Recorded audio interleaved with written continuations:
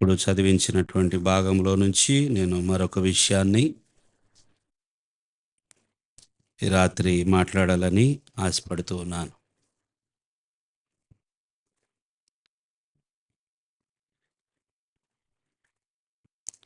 మొదటిగా 6వ అధ్యాయము 12వ వచనం చదువుదాం. ఏలయనగా మనము పోరాడునది శరీరులతో కాదు గాని ప్రధానులతోనూ అధికారులతోనూ ప్రస్తుత అంధకార సంబంధులకు లోకనాథులతోనూ ఆకాశ మండలమందున్న దురాత్మల సమూహములతోనూ పోరాడుచున్నాము. చాలు, ప్రార్థన చేసుకుందాం. అందరూ తల్ల వంచి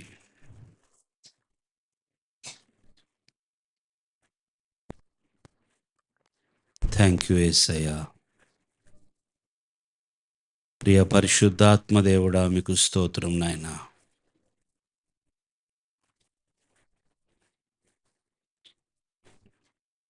ఈ రాత్రి ప్రభువా, నీ సన్నిధికి మేము వచ్చి ఉన్నాం.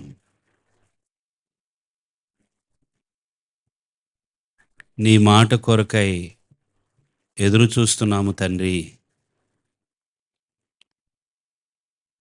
నీ వాక్కు మా కొరకు వెల్లడవ్వాలని ఆశపడుతూ ఉన్నాం తండ్రి.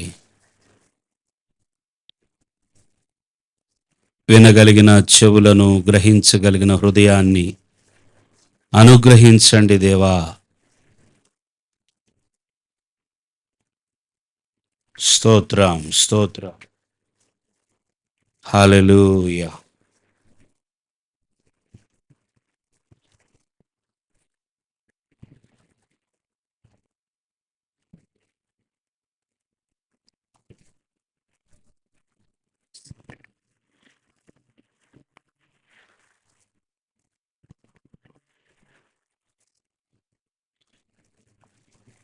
హల్లెలూయా.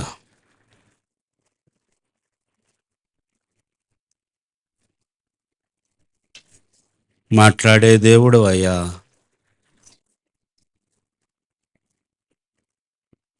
మనస్సును తొందర పెడుతున్నటువంటి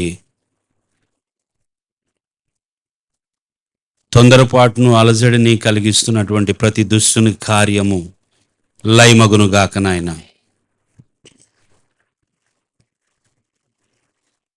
నీ మాట ప్రభువా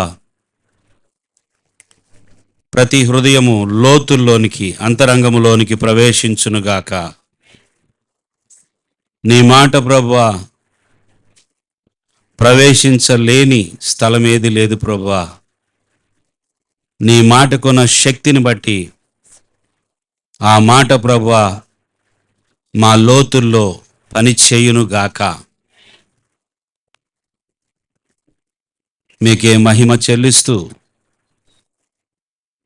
నజరేయుడైన యేసు నామములో స్తుతించి వేడుకొని ప్రార్థిస్తున్నాము తండ్రి. ఆమేన్.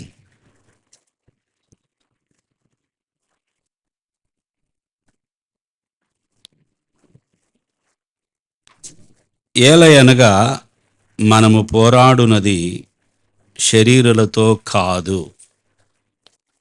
దేవునికి స్తోత్రం. మనము పోరాడునది శరీరులతో కాదు. అందరూ ఇటువైపు చూడండి. నిజమైన యుద్ధం తెర వెనుక ఉన్నది. హల్లెలూయా. నిజమైన యుద్ధం ఎక్కడుందండి? తెర వెనుక ఉన్నవారు ఎప్పుడైనా మనకు కనిపిస్తారా? తెర ముందు ఎవరైతే ఉంటారో వారే కనిపిస్తారు. తెర వెనుక ఉన్నవారు కనబడరు. నిజంగా యుద్ధం జరుగుతూ ఉన్నది, కానీ ఆ యుద్ధానికి కారణం తెర వెనుక ఉన్నది.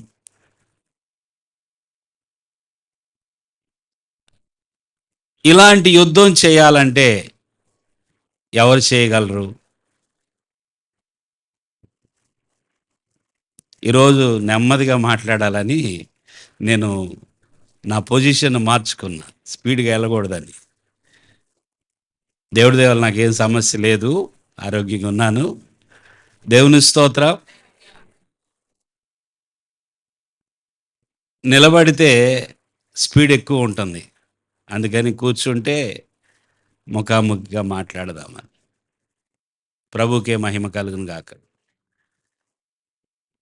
నిజమైన యుద్ధం తెర వెనుక ఉన్నది. కొన్నిసార్లు గోడ మీద నీడ చూడగానే ఆ నీడ నిజం అనుకొని, ఎవరో వచ్చారనుకొని మన ప్రక్కకి ఆ నీడను ఒక గుద్దు గుద్దామనుకోండి, దేన్ని? నీడని. గోడ మీద పడిన నీడ శత్రువు వచ్చాడనుకొని ఆ నీడతో మనం యుద్ధం చేస్తే, ఆ నీడను కొడితే ప్రయోజనం ఏమి ఉండదు, అసలు వ్యక్తికి తగల్లా. అసలు వ్యక్తికి తగలలేదు దెబ్బ. నీడను ఎంత కొట్టినా అసలు ఆ నీడ ఎవరిది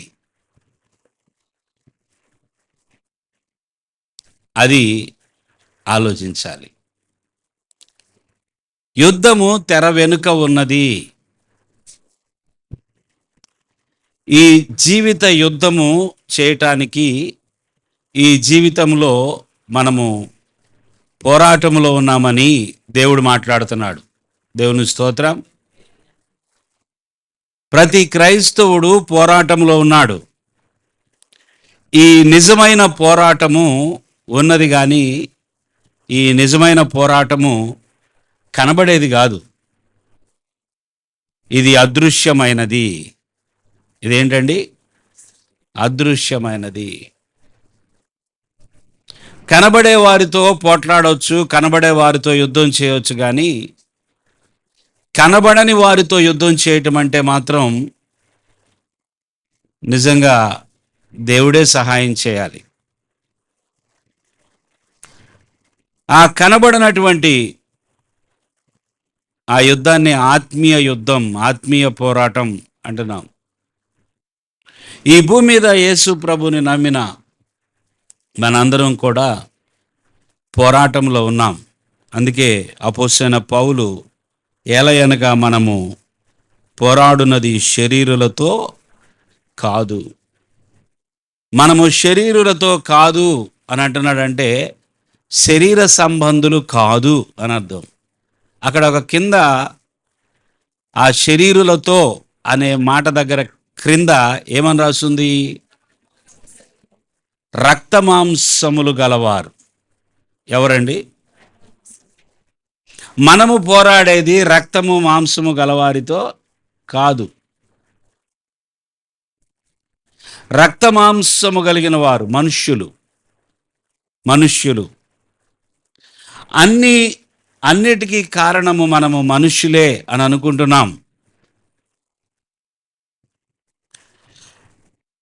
మనకి కనబడేది మనుష్యులే గనుక మనం పోరాడాల్సింది మనుష్యులతోనే అని అనుకుంటున్నాం. మరి నిజంగా మనిషేనండి నన్ను కొట్టింది, తిట్టింది అని మీరు అంటారు. నిజమే, నిన్ను కొట్టింది మనిషే, నిన్ను తిట్టేది మనిషే, నిన్ను గాయపెట్టేది మనిషే.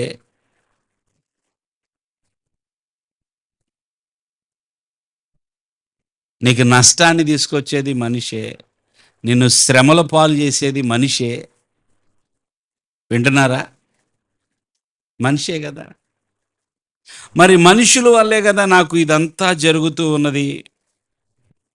వారే కదా నన్ను వ్యతిరేకిస్తుంది, వారే కదా నన్ను శ్రమపరుస్తుంది, వారే కదా నన్ను దూషిస్తుంది.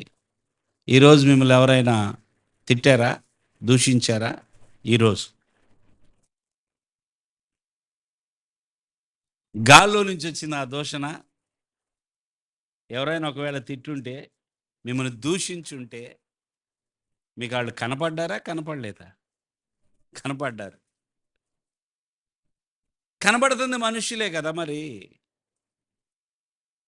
శ్రమ పెడుతుంది మనుషులే కదా! దూషిస్తుంది మనుషులే. మరి మనం పోరాడాల్సింది మనుషులతో కాదంటాడేంటి అపోస్తలుడైన పౌలు? ఆయనేమన్నా కొంచెం పొరపాటు పడుతున్నాడా? దేవుడెందుకని ఈ మాట ఎలా రాయించారు? పోరాడాల్సింది ఎవరితో మనం? మనుషులతోనే కదా! కానీ మనుషులతో కాదంటున్నాడాయన. మనము పోరాడునది మనుష్యులతో కాదు.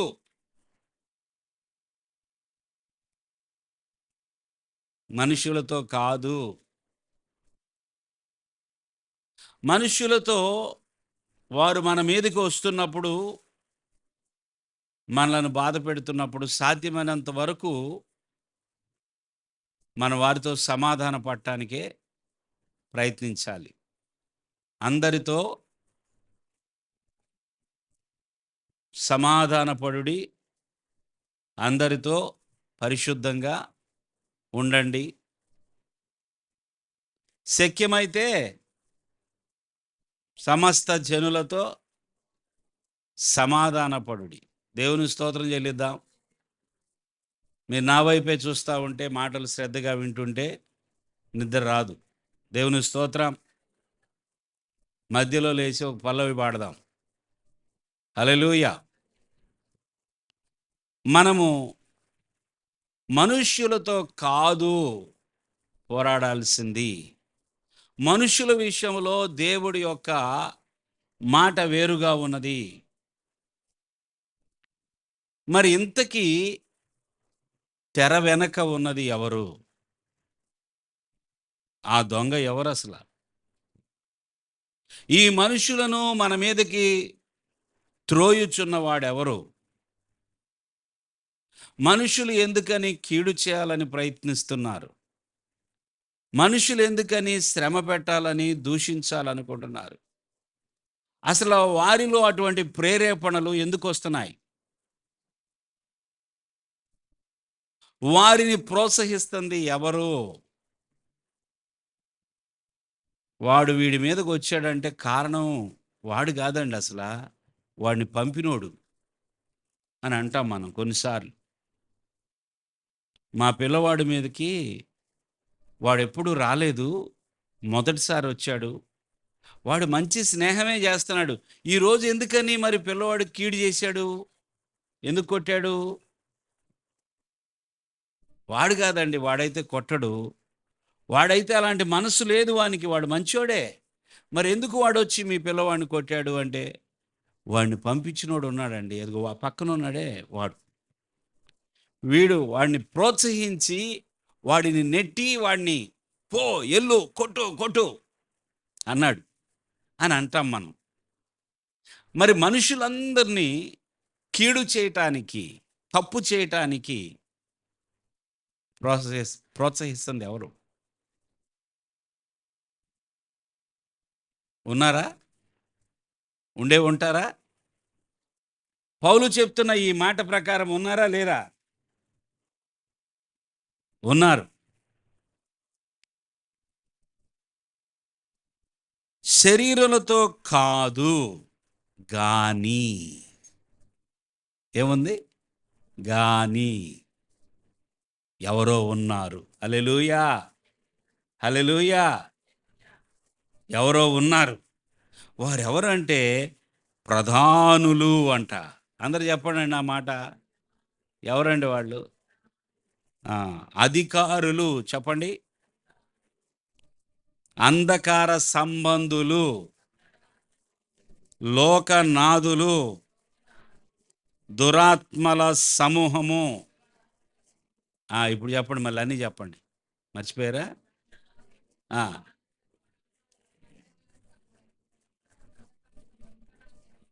చెప్పిందే చెప్తున్నారు కొంతమంది తెలివిగా. ఏదోటి చెప్పేస్తా ఉంటే ఎంతమంది ఉన్నారు లెక్క పెట్టారా? ప్రధానులు, అధికారులు, అంధకార సంబంధులు, లోకనాథులు, మనం ఇక్కడ కలిపేసాము, విడగొట్టాము. అంధకార సంబంధులకు లోకనాథులు ఒకటే. అంధకార సంబంధులకు లోకనాథులు, మనం దురాత్మల సమూహము. అసలు వీళ్ళందరూ కనపడుకోకుండానే మనం పోరాడుతున్నాం అంటున్నాడు ఈయన.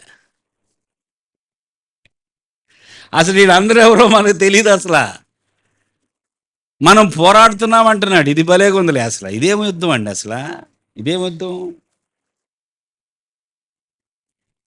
ఇదేమి యుద్ధం? ఇదేం పోరాటం? మనకు అసలు వీళ్ళు ఎవరో పరిచయమే లేదు. ఉందా పరిచయం? పరిచయం చేసుకుందాం ఇప్పుడు. హల్లెలూయా, హల్లెలూయా. మనకి తెలియదు, కానీ వీళ్ళందరితో పోరాడుచున్నామంట మనం. అమ్మ బాబోయ్, ఒకడితో అయితే పర్లేదు, కానీ గుంపులు గుంపులుగా ఉన్నారండి వీళ్ళు. ప్రధాని అంటే ఒకడు కదా, ఒకడు. ప్రధానులు అంటే, ఉదాహరణకి పోలీస్ డిపార్ట్మెంట్ వాళ్ళు ఉన్నారనుకోండి. పోలీసు వాళ్ళలో ఎన్ని స్థాయిలు ఉన్నాయి మనకు తెలిసినంత వరకు చెప్పుకుందాం, మనకు తెలియని వద్దు. పోలీస్ అంటే పోలీస్ ఆ డిపార్ట్మెంట్ లేదా ఆ యొక్క ఆ సంస్థ అంతట్లో ఎవరెవరు ఉంటారు చెప్పండి మీకు తెలిసిని. Police constable, head constable, SI, CI,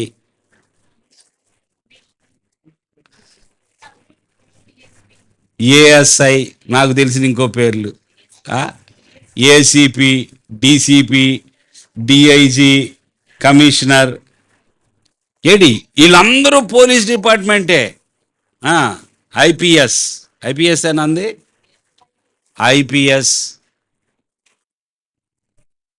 DG, DIG, మనకి దేవుని స్తోత్రం, అందరూ పోలీసులే. మరి వాళ్ళల్లో మరి ఏంటండి? ర్యాంక్స్. దేవుని స్తోత్రం చెల్లించండి. వాళ్ళలో ప్రతి ఒక్కరికి ఒక స్థాయి ఉన్నది, ఒక ర్యాంకు ఉన్నది. ఇంతమంది కలిసి, ఇదంతా కలిసి ఒక వ్యవస్థ. ఏంటంట? ఈ పెద్ద వ్యవస్థలో ఈ వ్యవస్థ అంతటికి పైన ఒక వ్యక్తి ఉంటాడు. మిలిటరీ వాళ్ళని తీసుకున్న అంతే, వాళ్ళని సోల్జర్స్ అంటారు. అదే ఆర్మీ వాళ్ళని సోల్జర్స్ అంటారు, పైన క్యాప్టెన్స్ అంటారు, జనరల్స్ అంటారు, ఇక మనకు తెలీదు ఇంకేవో ఉంటాయి.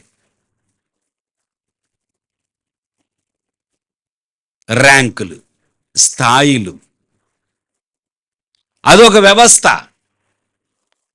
అట్లాగే ఒక వ్యవస్థ నడుస్తుంది ఈ ప్రపంచాన్ని, ఈ యుగాన్ని, ఈ కనబడుతున్న ఈ లోకాన్ని కనబడకుండా నడిపించే ఒక వ్యవస్థ ఉన్నది. ఆ వ్యవస్థను పరిచయం చేస్తున్నాడు మనకు అపోస్తులైన పౌలు. ప్రధానులు వాళ్ళంతా ఒకటే, వాళ్ళల్లో ర్యాంకు, వాళ్ళల్లో స్థాయిలు. ప్రధానులు ఉన్నారు, అధికారులు ఉన్నారు, ప్రస్తుత అంధకార సంబంధులకు, చీకటి సంబంధులకు లోకనాథులు ఉన్నారు. ఎవరున్నారు? లోకనాథులు ఉన్నారు. ఆకాశ మండలమందున్న దురాత్మల సమూహములు ఉన్నారు. వీళ్ళందరూ కలిపితే ఒక వ్యవస్థ. వీళ్ళందరూ ఒకరికొకరు సంబంధం లేదండి అని అనొద్దు. వింటున్నారా? దేవుని స్తోత్రం. అబ్బాయి వీళ్ళు వేరు అనొద్దు, అందరూ కలిసే ఉంటారు వాళ్ళు. వీళ్ళందరికీ ర్యాంకులు ఎవరండి ఇచ్చింది? పైన ఉంటాడు ఒకడు. వీళ్ళందరినీ, ఈ వ్యవస్థని కంట్రోల్ చేసి నడిపించేటటువంటి ఒక స్థాయి కలిగిన ఒక వ్యక్తి ఉంటాడు. అందరికీ సుప్రీం లీడర్ అన్నమాట. ఇక వాళ్ళందరికీ సర్వాధికారిగా ఉంటాడనమాట. అర్థమైందండి? దేవుని స్తోత్రం. అర్థమైంది, అర్థం కాలేదా? అంటే ప్రధానికి పైనే ఉంటాడు, లోకనాథుడికి పైనే ఉంటాడు, దురాత్మల సమూహానికి పైనే ఉంటాడు, ఆ? అధికారులందరికీ పైనే ఉంటాడు. సుప్రీం. మన గవర్నమెంట్ని ఒక వ్యవస్థ అంటున్నాం మనం, అవునా కదా? చెప్పాలండి. ఆ వ్యవస్థ అంతటికి, ప్రభుత్వం అంతటికి సర్వాధికారి, టాప్ ఒకళ్ళు ఉంటున్నారు. కోర్టులకి టాప్ ఒక కోర్టు ఉంటుంది. అలాగే మనము పోరాడుతున్నామే, మనము యుద్ధం చేస్తున్నామే, వీళ్ళందరితో యుద్ధం చేస్తున్నాము కదా, దానిపైన టాప్ ఉన్న వ్యక్తే సాతాను. చెప్పండి, ఎవరు? సాతాను. ఈ సాతాను కింద అధికారులు ఉన్నారు, సాతాను కింద ప్రధానులు ఉన్నారు, సాతాను కింద చెప్పట్లేదు, మీరే చెప్పుకోండి అన్నట్టుంది, లోకనాథులు ఉన్నారు, దురాత్మల సమూహం ఉన్నది. ఈ సాతాను ఏం చేశాడంటే వీళ్ళకు ఉద్యోగాలు ఇచ్చారు, వాళ్ళందరికి ఉద్యోగాలు ఇచ్చేశాడు. నన్ను వెంబడించే దూతల్లారా మీరందరూ రండి అని శుభ్రంగా సిస్టమ్ అంతా రెడీ చేసి పెట్టుకున్నాడు. సింహాసనం మీద కూర్చున్నాడు. ఇక వీళ్ళందరితో పని చేపిస్తున్నాడు. అప్పుడప్పుడు వస్తాడు, చాలా ముఖ్యమైన పని పడితేనే వస్తాడు. సాతాను అందరి దగ్గరికి రాడు. ప్రతి ఒక్కళ్ళు అంటారు కదా, సాతాను వచ్చాడండి నా దగ్గరికి అని. సాతాను ఊరికనే వస్తాడా? ఇప్పుడు జస్ట్ మీరు ఆలోచించండి, మిమ్మల్ని నన్ను అరెస్ట్ చేయాలంటే ఎస్పీ గారు వస్తారా? ఎవరు వస్తారు? కానిస్టేబుల్ వస్తాడు. ఎస్పీ గారు వచ్చి ఇంట్లో పలానా వ్యక్తి ఉండాలా, తప్పు చేశాడని చెప్పి రాడు ఎస్పీ గారు.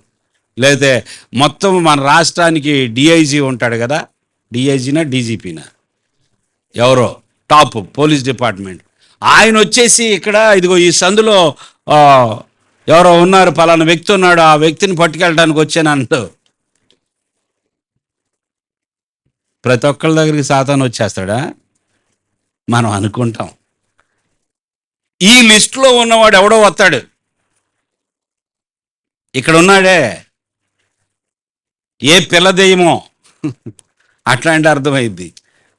ఏ దెయ్యం, ఏ పిల్ల దెయ్యం వచ్చిందో నీ దగ్గరికి, నువ్వు అనుకుంటావు సాతాను వచ్చేసేసాడు నా మీదకు, లూసిఫర్ వచ్చేసాడు, సాతాను వచ్చేసేసి నన్ను తెగ ఇబ్బంది పెట్టేస్తున్నాడు, రాత్రంతా సాతానుతో పోరాడుతున్నాను. వీళ్ళందరికీ పెద్ద పైన ఉన్నటువంటి సుప్రీం లీడర్ రావాలంటే నువ్వు ఎంత ఘోరమైన వాని రాజ్యానికి పూర్తిగా వాడు సింహాసనం కూలిపోవడానికి నీవు ఏదో చేయటానికి తలబెడితే అప్పుడు వస్తాడు. నువ్వేదో కన్నీరు గార్చగానే ఒకరోజు ఉపవాసం ఉండగా నీ దగ్గరికి రాడు సాతాను. మనకి తెలియదు, అదంతా ఒకటే డిపార్ట్మెంట్ కాబట్టి ఎవరు వచ్చినా కూడా, ఒక దురాత్మ వచ్చినా, ఒక ప్రధాని వచ్చినా, లోకనాథుడు వచ్చినా, ఏ అధికారి వచ్చినా, ఏది ఆ డిపార్ట్మెంట్లో మరి లేనిపోయింది. బయట ఆలోచించబాకండి, బయట అధికారుల గురించి మనం మాట్లాడతలా. అంధకార సంబంధమైన చీకటి రాజ్యం ఉన్నది. ఈ చీకటి రాజ్యము ఈ కనబడుతున్న రాజ్యాన్ని నడిపిస్తుంది. ఎవరండి నడిపిస్తుంది ఇదంతా? చీకటి రాజ్యము. చీకటి రాజ్యానికి రాజు, వాని యొక్క సేవకులు, వాని యొక్క అధిపతులు, ప్రధానులు వీళ్ళందరూ కలిసి పనిచేస్తున్నారు. మనమేమో పోరాడాలి. అందరూ కాదు, యేసు ప్రభు నమ్మిన ప్రతి విశ్వాసి పోరాడాలి, యుద్ధం చేయాలి. యుద్ధము అబ్బే నేను మాత్రం చేయను అనొద్దు. నాకొద్దండి, ఈ పోట్లాట్లు ఈ కొట్లాట్లు నేను చాలా మంచోడిని. నువ్వు మంచోడు కాబట్టి యుద్ధం చేయాలి. చేయకపోతే నా జోలికి రాడు అనుకుంటే యుద్ధం చేయని వాళ్ళని వచ్చి యుద్ధం చేసే శత్రువు హతమార్చి వెళ్ళిపోతాడు. యుద్ధంలోకి దిగితే అమ్మ వీడు పోరాడతాడు అని కొంచెం వెనక్కి తగ్గి ఆలోచిస్తాడు, చేయగలనా లేదా వీనితో యుద్ధం. దేవుని స్తోత్రం. మనము తెర వెనుక ఉన్నటువంటి చీకటి రాజ్య సంబంధులతో, సాతాను వాని యొక్క దూతలతో మనం పోరాడుతున్నాం. రక్తమాంసములు గల వారితో కాదు, శరీరులతో కాదు. కాబట్టి మన యుద్ధము ఆత్మ సంబంధమైనది, శరీర సంబంధమైనది చెప్పాలండి అందరూ కాదు. ఇది ఆత్మ సంబంధమైన యుద్ధము. ఎందుకు నీ ఇంట్లో అపశృతి, ఎందుకు నీ మనసులో కొన్ని ఆలోచనలు వచ్చి బాధ పెడుతున్నాయి, ఎందుకు కొన్ని అనుకున్నవి జరగడం లేదు, ఎందుకని జరగకూడనే జరుగుతూ ఉన్నాయి?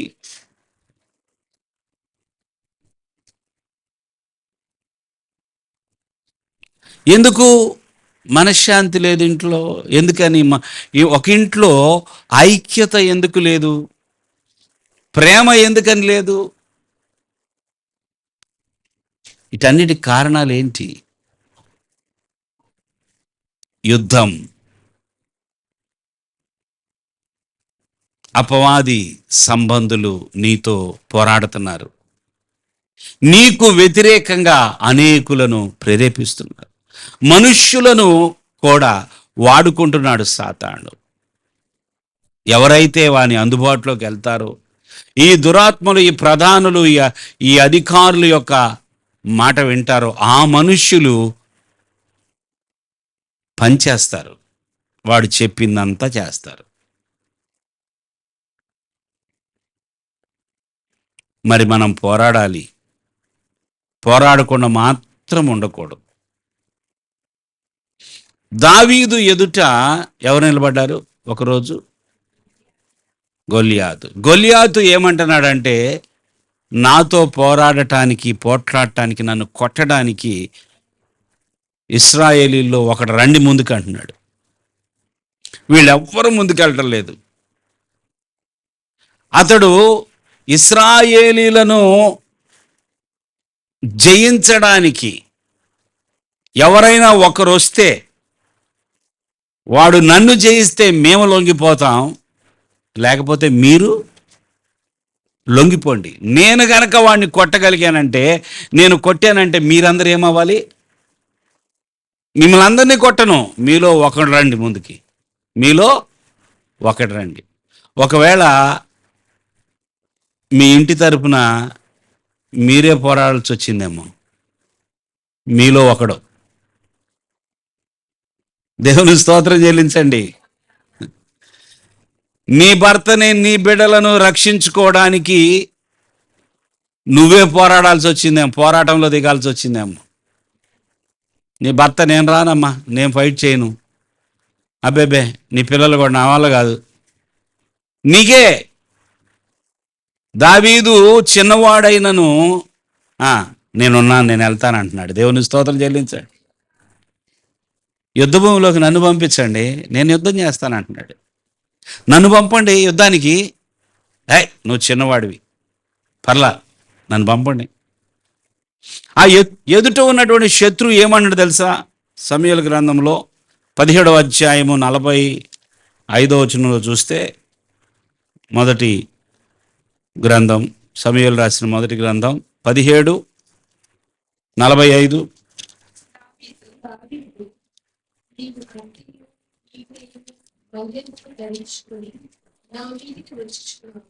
అయితే నీవు తిరస్కరించిన ఇశ్రాయేలు సైన్యములధిపతి యెహోవా పేరిట నేను నీ ఎదుట వచ్చుచున్నాను. ఇక్కడ ఒక మాట మీరు గమనించాలి, బాగా గమనించాలి. మీ మనసు దాని మీదకి వెళ్ళిందో లేదో చదివించిన మాట. దావీదు ఏమంటున్నాడు? నీవు కత్తియు ఈటెయు బళ్ళెమును ధరించుకొని నా మీదకి వచ్చుచున్నావు. ఎక్కువ వద్దులేండి, సౌండ్ తక్కువే చాలు. వచ్చుచున్నావు. అయితే నీవు తిరస్కరించిన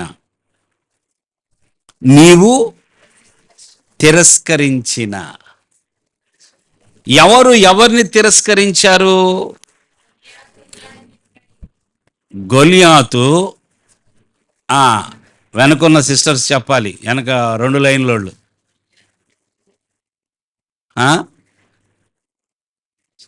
నిద్రలో ఉన్నారా? లేరుగా. దేవుని స్తోత్రం చెల్లించండి. నిద్ర వస్తే లేచి నిలబడండి. పనిష్మెంట్ అది. నిలబడి వినండి కాసేపు వాక్యం. గొలియాతు ఇశ్రాయేలీలను తిరస్కరించటానికి ముందు అసలు ఎవరిని తిరస్కరిస్తున్నాడు? ఇశ్రాయేలీల దేవుణ్ణి. అర్థమైందా? ఇశ్రాయేలీల దేవుడితో నీకేం పని? అసలు వెనకున్నవాడు ఎవరితో వైరం? వెనక ఉన్నవానికి ఎవరంటే ఇష్టం లేదు? గొలియాతు వెనక ఉన్నవానికి నేను అనేది దేవుడంటే ఇష్టం లేదు. అందుకే కదా దేవుని యొక్క రాజ్యానికి కీడు చేయటానికి, దేవుని యొక్క ప్రజలను తప్పుత్రోవ నడిపించటానికి, దేవుని వైపు తిరగకుండా మనుషులందరినీ నాశనం వైపు నడిపించటానికి వాడు పనిచేస్తున్నాడు. అందుకనే తిరస్కరిస్తున్నాడు. నువ్వు తిరస్కరించావు. ఈయన బాధ ఏంటో తెలుసా? నా దేవుణ్ణి తిరస్కరించాడు. దావీదుకు వచ్చిన కోపం ఎందుకు వచ్చింది? నా దేవుడు జోలు ఎందుకు కదా.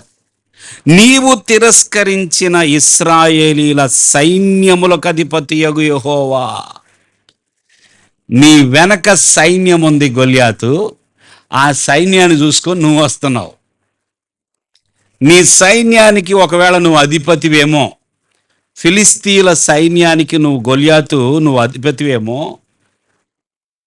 మాకు కూడా ఒక సైన్యాధిపతి ఉన్నాడు. సౌలు కాదు, మా రాజు కాదు. దేవుని స్తోత్రం. అందుకని ఆయన పేరట నీ మీదకి వస్తున్నాను. దేవుని స్తోత్రం. నేను వస్తున్నది నువ్వు ఎవరిని తిరస్కరించావో ఆయన పేరట వస్తున్నా. మా అన్ననంటావా? మా తమ్ముళ్ళు అంటావా? నువ్వు మనకెప్పుడు వచ్చింది కోపం? మన అమ్మనో నాన్నో పొరపాటున చిన్న మాట అంటే మా అమ్మనంటావా, మా నాన్న అంటావా, మా తమ్ముడు అంటావా అని మనం వెళ్తాం. దావీదు, నువ్వు సైన్యములకు అధిపతియగు యెహోవానే తిరస్కరిస్తావా? నువ్వెంత? నీ సైన్యం ఎంత? నువ్వెంత? నీ సైన్యం ఎంత? మనం అనుకుంటున్నాం దావీదు కేవలము గొలియాతును మాత్రమే, శరీరధారి అయిన ఆ మనుష్యుడిని మాత్రమే చూస్తున్నాడని మనం అనుకుంటున్నాం. కాదు. దావీదు గొలియాతు మీదకి వెళ్ళేటప్పుడు దావీదుకున్న మనస్సు గొలియాతే కాదు, గొలియాతు వెనక ఉన్న శత్రు గొలియాతుని ఆ విధంగా మాట్లాడిస్తున్నాడే, దేవుణ్ణి తిరస్కరింపచేసేటటువంటి అంధకార సంబంధి ఉన్నాడే, వానితో పోరాటం.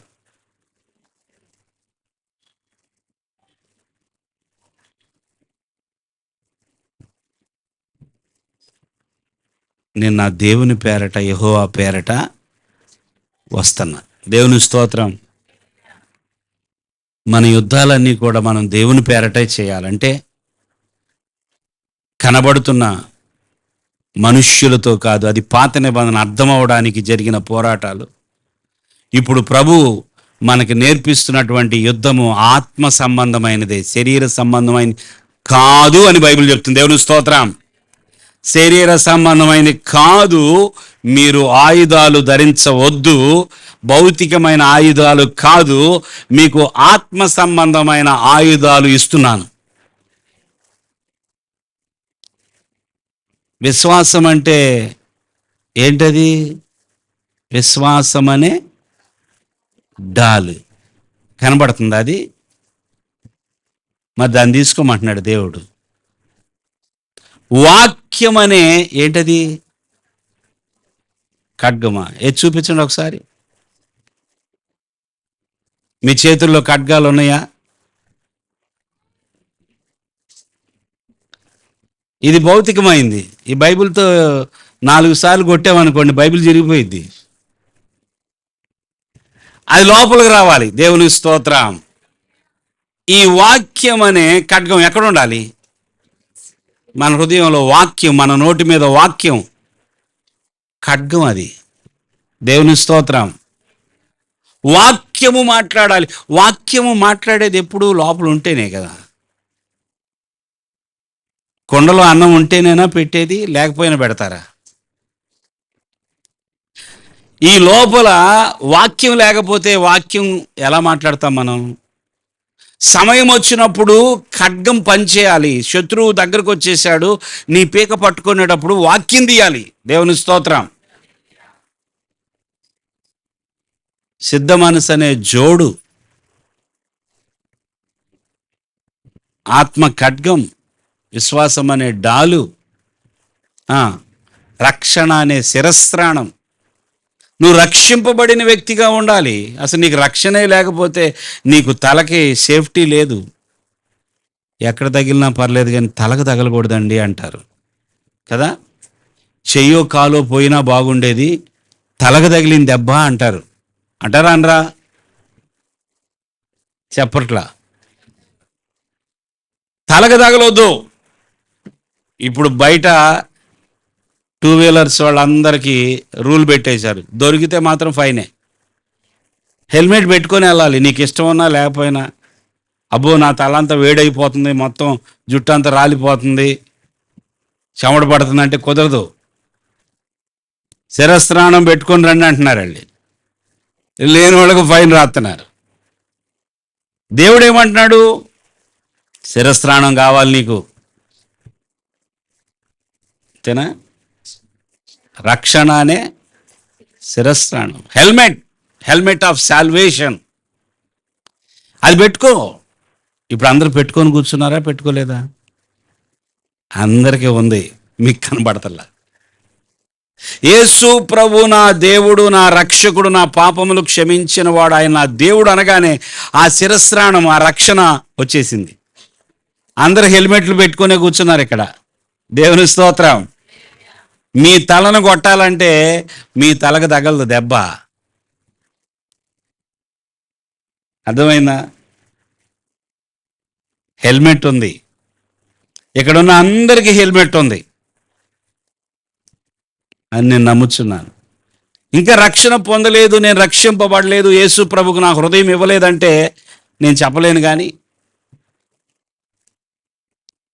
అంటే ఇవన్నీ కూడా సర్వాంగ కవచం అని ఒక్క మాటలో చెప్పేశాడు. దేవుని స్తోత్రం. సర్వాంగ కవచం అంటే ఏంటయ్యా అంటే అక్కడ వివరించాడు అనమాట. సర్వాంగ కవచం అంటే నడుముకు సత్యమనే దట్టి, అంటే బెల్ట్. చెప్పండి అందరూ. బెల్ట్ మగవాళ్ళే కదండి పెట్టుకునేది, ఆడవాళ్ళు కూడా పెట్టుకోవాలా? ఇది పెట్టుకోవాల్సిందే. మగ ఆడ తేడా లేదు, చిన్న పెద్ద ముసలి అదేం లేదు.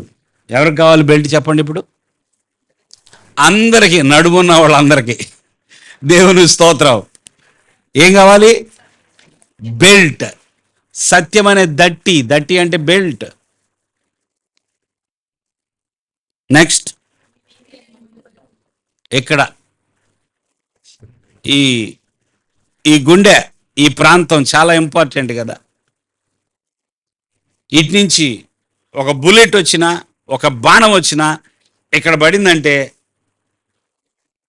ఏముండాలి ఇక్కడ?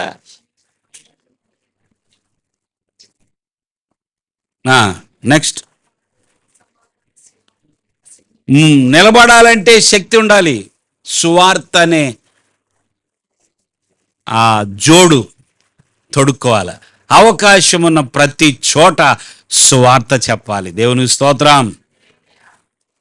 నీ నోటి నుండి ఆ సువార్త నింపబడాలి. నువ్వు ఎక్కడికి వెళ్ళినా నిన్ను నడిపించేది సువార్త అవ్వాలి. దేవునికి స్తోత్రం.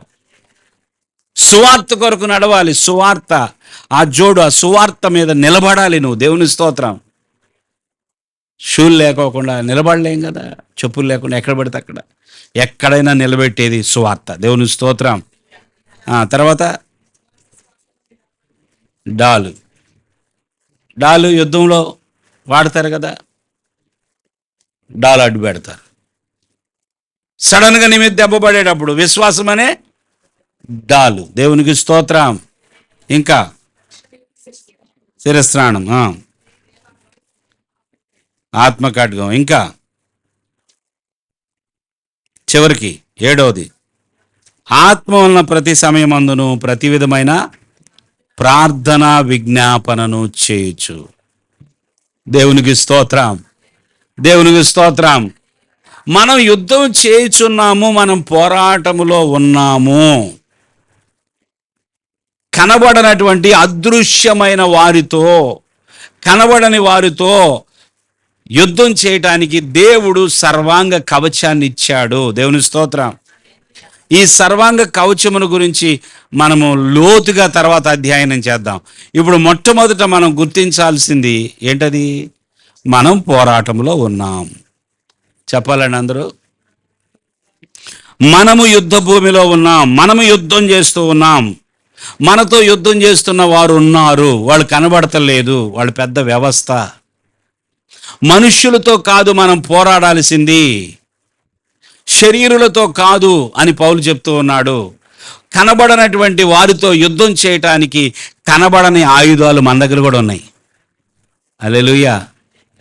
అదే సర్వాంగ కవచం. అది వాళ్ళకి కనపడుతుంది. దేవుని స్తోత్రం చెల్లించాలి. నీతో పోరాడటానికి వచ్చిన ఆ యొక్క అంధకార సంబంధులైన వారికి అర్థమవుతుంది. నీ లోపల విశ్వాసం ఉంటే, నీ లోపల వాక్యం ఉంటే, నీకు ప్రార్థన విజ్ఞాపన ఉంటే, నీకు సువార్త అనే జోడు ఉంటే, నీకు రక్షణ అనే శిరస్త్రాణం ఉంటే, నీతి అనే మైమరు ఉంటే,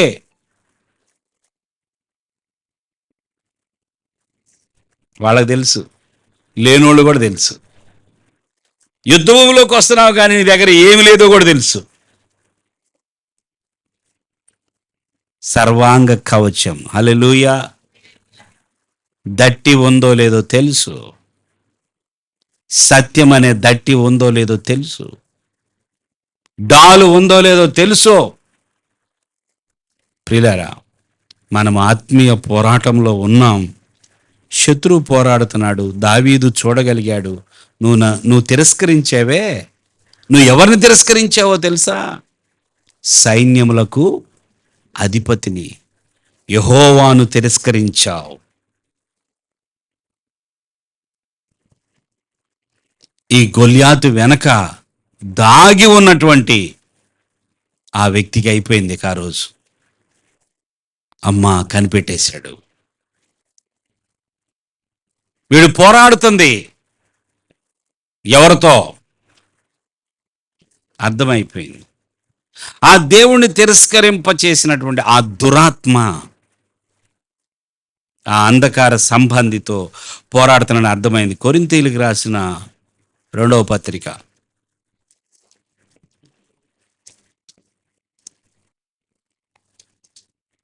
10వ అధ్యాయం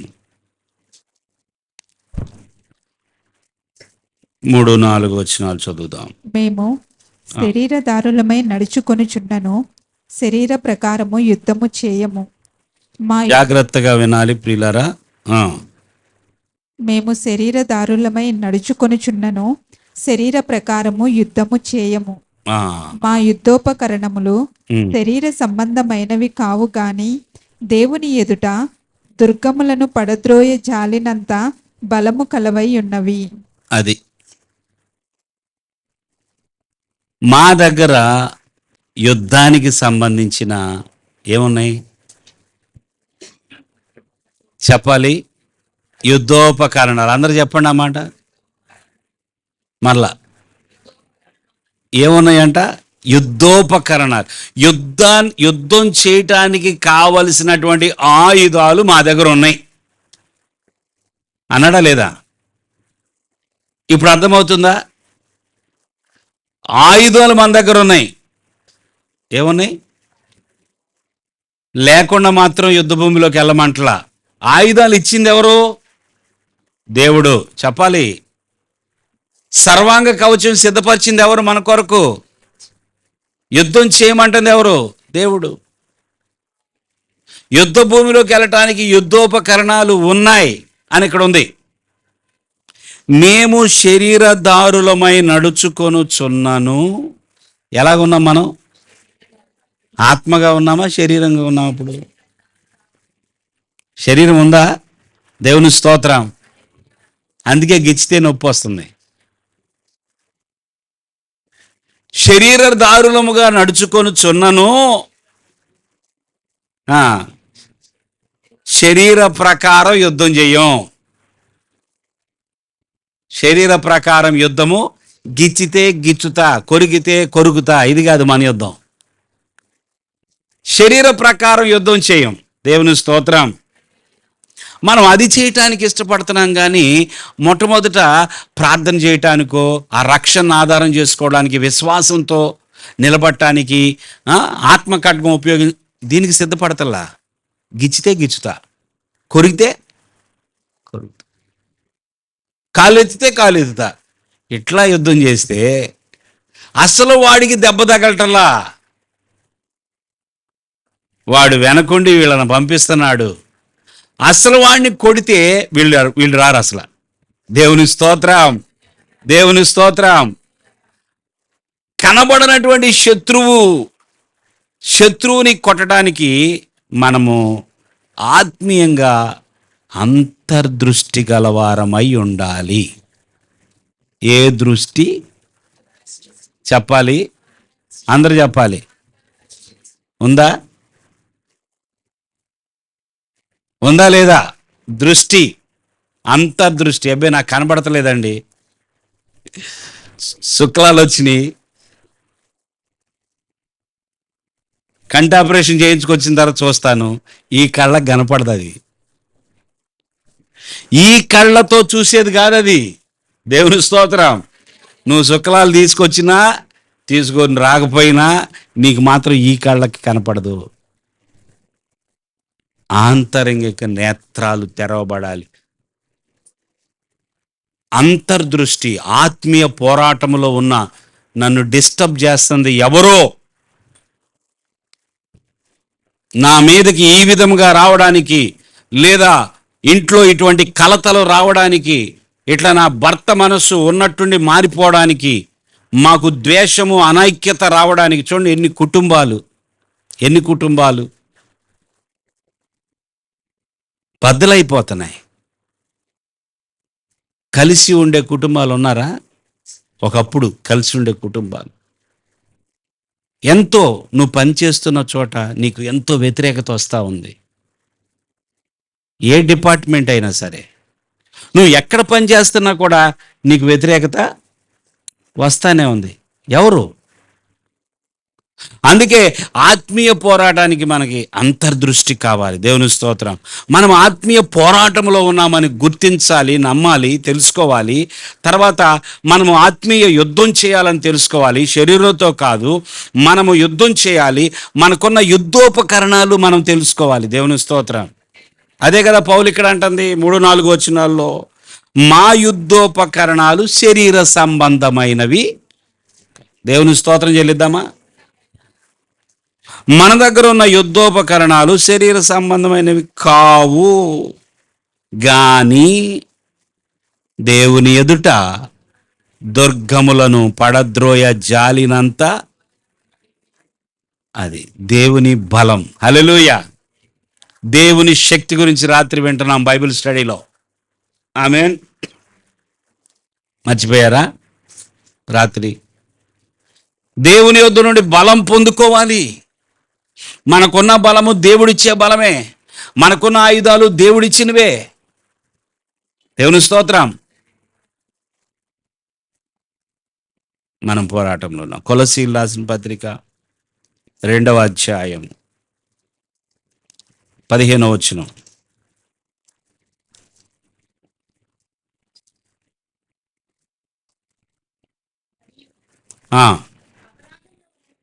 అపరాధముల వలనను ఉండుట వలనను ఉండగా దేవుడు వ్రాత రూపకమైన ఆజ్ఞల వలన మనకు విరోధముగాను సిలువకు కొట్టి తుడిచివేసి ఎత్తివేసి మన అపరాధములన్నిటినీ క్షమించి ఆయనతో కూడా మిమ్మును జీవింపచేసెను. ఆయన ప్రధానులను అధికారులను నిరాయుధులనుగా చేసి. ఆగండి ఆగండి ఆగండి. ఏముంది ఇక్కడ? మనకి విరోధంగా ఉన్న పత్రమును, అంటే వ్రాతరూపకమైన ఆజ్ఞల వలన మన మీద రుణముగాను, రెండవది మనకి విరోధముగాను. ఆజ్ఞ రూపముగా రుణముగా ఉన్నది, మరియు వింటున్నారా, చదువుతున్నారా? మరియు విరోధము. ఎవరికి విరోధం? మనకు విరోధముగాను ఉండిన పత్రమును దేవుడు ఏం చేశాడంట? మేకులతో సిలువకు కొట్టి దాని మీద చేవ్రాతను తుడిచేసి. దేవుని స్తోత్రం చెల్లించండి.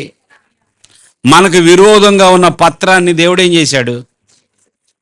సిలువకు కొట్టాడు. మేకులతో సిలువకు కొట్టి దాని చేవ్రాతను తుడిచి వేసి మనకు అడ్డము లేకుండా దాన్ని ఎత్తివేసెను. మన అపరాధములన్నింటిని ఏం చేశాడు? ఆయన క్షమించేశాడు.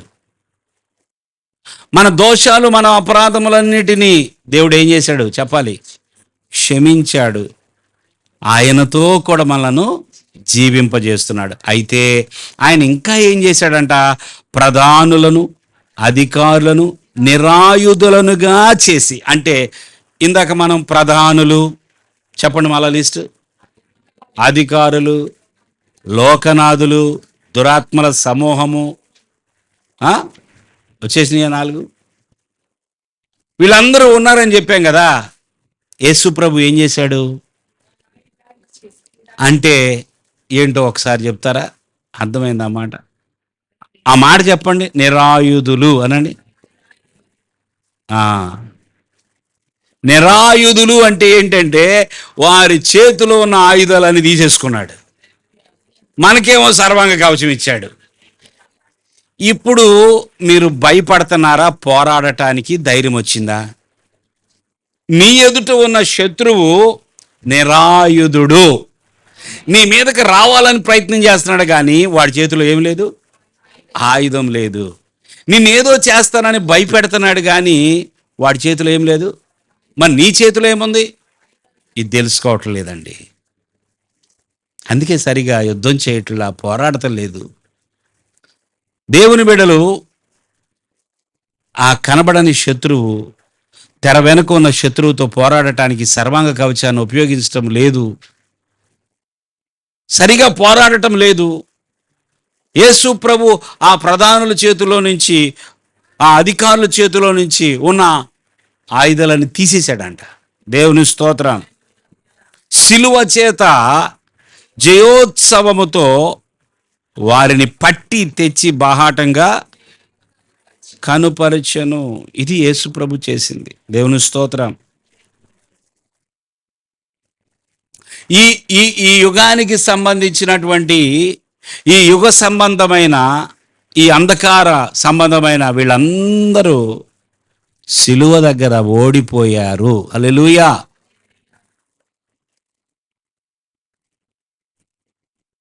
మరి వాళ్ళు ఏం చేస్తున్నారు? మనుష్యులను ఎగదోస్తున్నారు. చెప్పండి.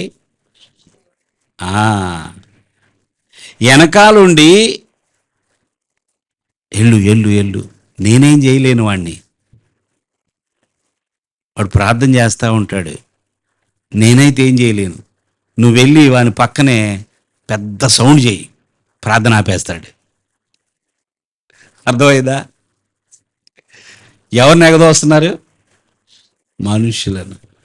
ఎలా పోరాడుతున్నారంటే మనుష్యులను మోసం చేసి మనుష్యులను మన మీదకు తోసి, మనిషికి ఎందుకు శత్రువు అవుతున్నాడంటే ఆ మనుషులు ఆ దురాత్మలకి, ఆ అంధకార సంబంధమైన నాదులు, లోకనాథులకి లోబడిపోయి అవినీతి జరిగిస్తూ, అసత్యాన్ని మాట్లాడుతూ, కీడు చేస్తూ, దూషణ చేస్తూ మనుషులు. అప్పుడు మనం ఏం చేయాలా? వాని వెనకున్న వాడిని యేసు నామములో ఎదిరించాలా. ధైర్యం ఉండాలా. నీ దగ్గర ఆయుధాలు ఉన్నాయి, వాడి దగ్గర ఆయుధాలు లేవు. అసలు ఎంత ఈజీ అండి యుద్ధం. ఇప్పుడు చెప్పండి, యుద్ధం కష్టమా? యుద్ధం కష్టమా? ఎదుటి వాని దగ్గర ఆయుధాలు లేవు, నీ దగ్గర ఆయుధాలు ఉన్నాయి. నీకు విశ్వాసం ఉంది, నీకు శిరస్త్రాణం ఉంది, రక్షణ అనే శిరస్త్రాణం ఉంది, పాదాలకు జోడుంది, నీ చేతిలో డాల్ ఉంది, నీ గుండె మీద మైమరు ఉంది.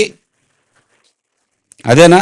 ఎప్పుడు నేను అదే తప్పు వస్తుంది నాకు, మైమరుపు అనేస్తాను నేను. ఇన్నున్నాయి కానీ పోరాటం కుదరట్లా. దేవుని స్తోత్రం. హల్లెలూయా. 4:4 కొరింథీయులకు రాసిన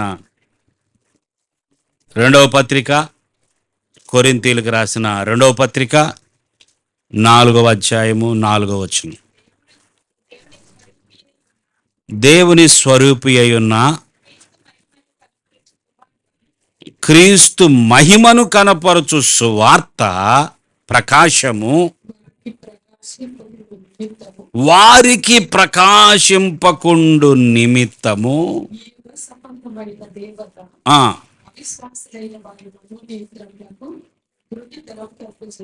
చూసారా?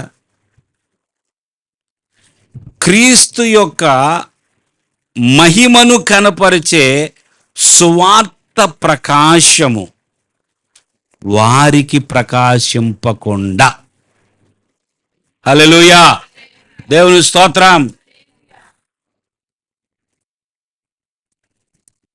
ఈ యుగ సంబంధమైన దేవత. మళ్ళీ ఈ దేవత ఎవరండి అని అడగండి. ఆ హెడ్ సుప్రీము ఉన్నాడు ఒకడని చెప్పాను కదా ఇందాక, ఆ సాతాను గురించే ఇది. గాడ్ ఆఫ్ దిస్ ఏజ్, ఈ యుగ సంబంధమైన దేవత. చెప్పండి అందరూ ఆ మాట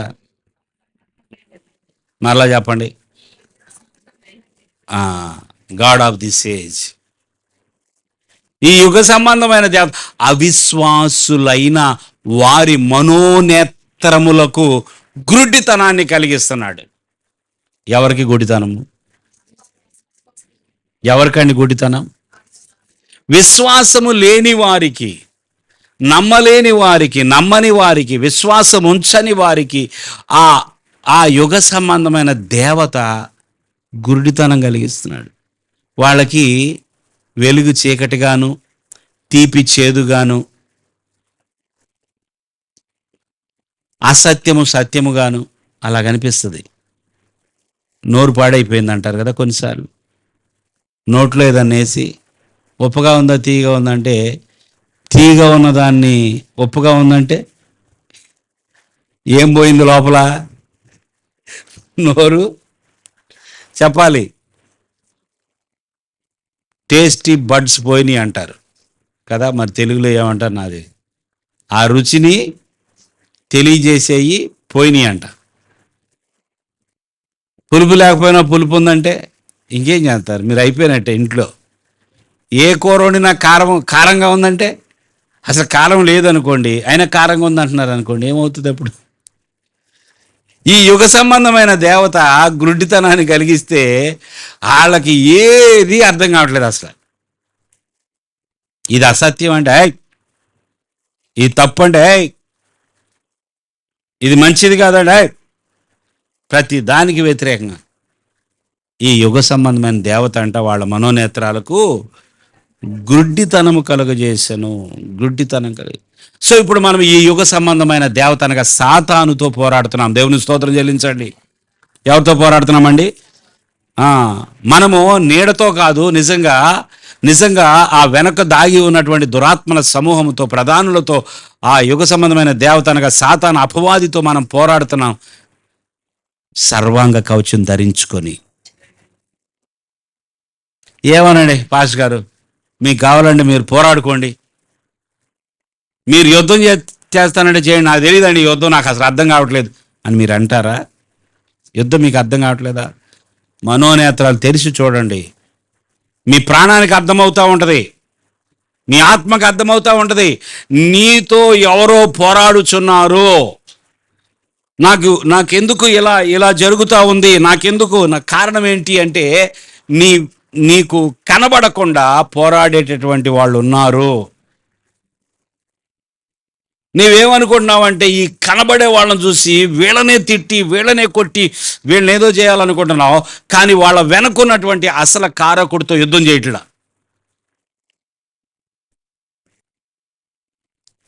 మన స్ట్రాటజీ మార్చాలి ఇప్పుడు. దేవుని స్తోత్రం. మన యుద్ధం కనబడని వారితో. చెప్పండి అందరూ.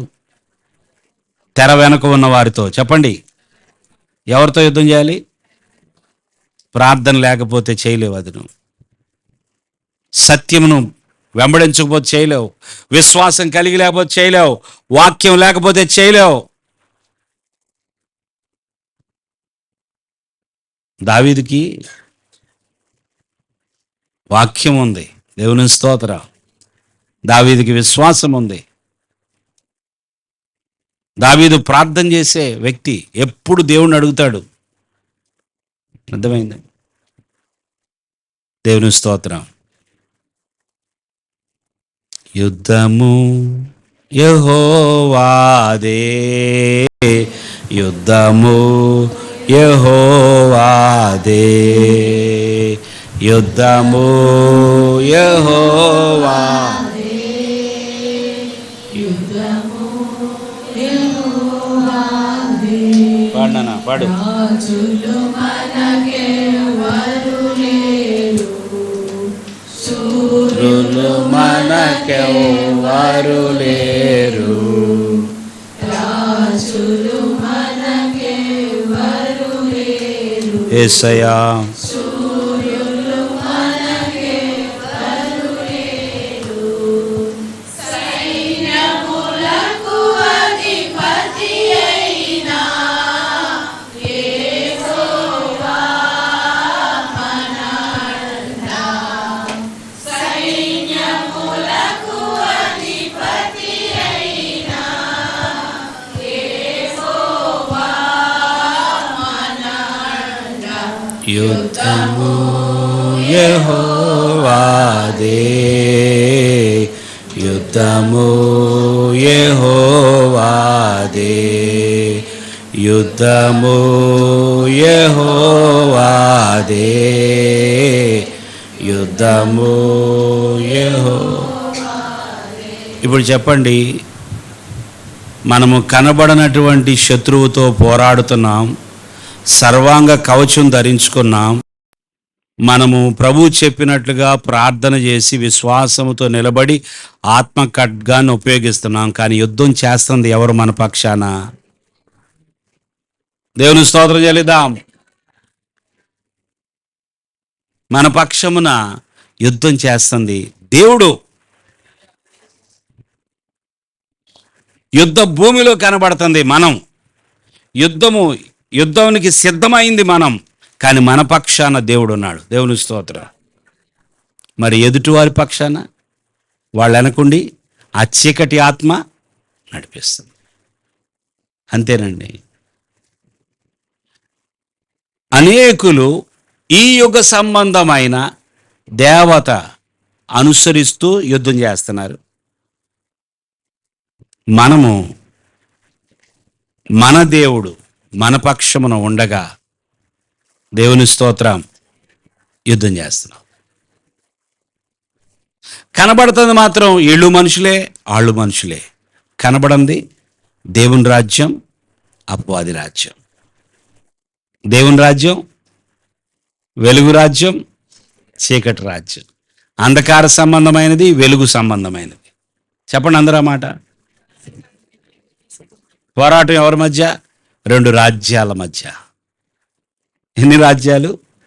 మూడోది లేదు ఇక. రెండు రాజ్యాలు. దేవుని రాజ్యం, అపవాది రాజ్యం. మనుష్యులే వాడబడుతుంది, కానీ నువ్వు ఎటువైపు ఉన్నావు? నువ్వు దేవుని బిడ్డవైతే దేవుడు నీ పక్షాన ఉన్నాడు. నువ్వు దేవుని బిడ్డవైతే సర్వాంగ కవచం నీకు సిద్ధంగా ఉంది. నువ్వు దేవుని బిడ్డవైతే నీవు శత్రువుని ఓడించిన వాడు అవుతావు, యుద్ధాన్ని జయించిన వ్యక్తి అవుతావు. దేవుణ్ణి అపవాది ఎప్పటికీ జయించలేడు. అపవాదికి టైం దగ్గరకు వచ్చేసింది. సాతానుకి సమయము చాలా దగ్గరకు వచ్చింది. గనుక ప్రభువుకు స్తోత్రం చెల్లిద్దాం. హల్లెలూయా. ఎందుకు ఈ భూమి మీద వ్యవస్థలన్నీ పాడైపోయినాయి అని మీరు అడిగితే, ఎందుకంటే ఎక్కడ చూసినా అవినీతి, ఎక్కడ చూసినా అక్రమము, ఎక్కడ చూసినా మోసం. ఎందుకని? కల్చర్స్ మారిపోతున్నాయి, సంస్కృతులు మారిపోతున్నాయి. మనిషి యొక్క కల్చర్ ఎందుకని మారిపోతుంది? ఎందుకు ఇంత భూమి మీద ఇంత విస్తారమైన పాపము పెరిగిపోతుంది అని అడిగితే, చీకటి రాజ్యం, చీకటి క్రియలు అనేక చోట్ల అంత క్లారిటీ ఉన్నట్టుగా కనపడుతుంది, కానీ మనసు పెట్టి చూస్తే దాని వెనక ఎంతో, ఏ వ్యవస్థలోకైనా తొంగి చూడండి,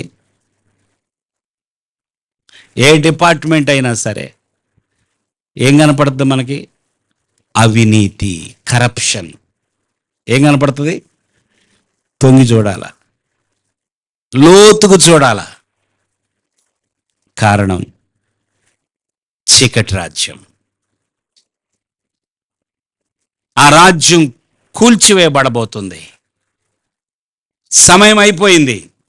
ఈ భూమి మీద ఇక విస్తారమైన పాపం చేయటానికి, విస్తారంగా తన ఇష్టం వచ్చినట్టుగా అవినీతి, మోసము, అసత్యము ప్రకటించటానికి, అసత్య బోధను ప్రభావితం చేయటానికి అవకాశం ఇక ఉండదు.